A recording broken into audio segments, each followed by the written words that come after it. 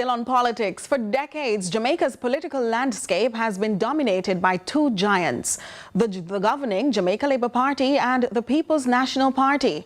As Jamaicans prepare to head to the polls once again, could the winds of change ever blow in favour of a third? Amoy Harriet picks up that story. For generations, Jamaican politics has been a two-party show. Third term, that's a PNP on the way, PNP power.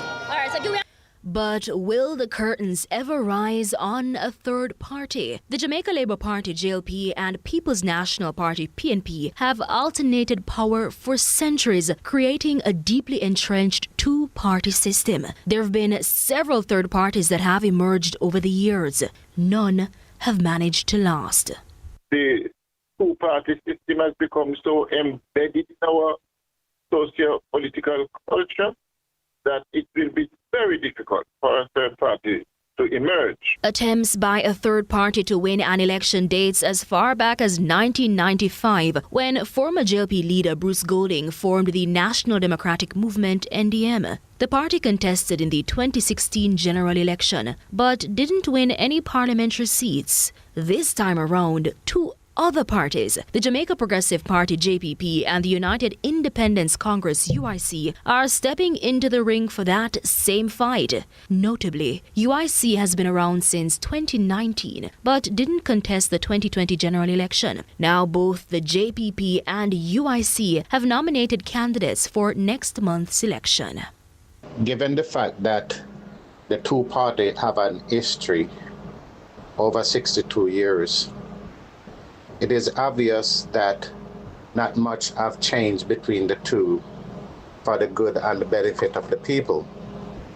JPP is offering real change. But it's change that political commentator Lloyd B. Smith says should have been introduced to the electorate years ago.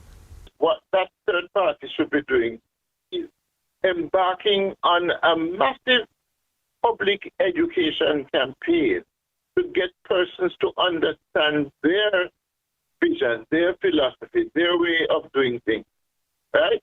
So that by the time election comes around, there would have been some amount of permeation in the system. At this last minute now, cannot compete with the noise. It's a race, and you couldn't expect an athlete to come into a race just a few days or weeks before the race. He's going to start training on the track.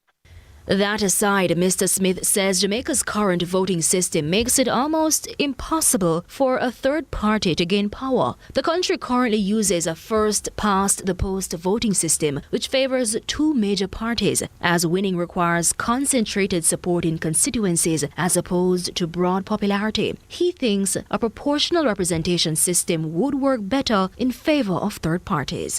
Proportional representation allows for any party that is able to get a certain proportion of the overall electoral votes to then be assigned seats in Parliament.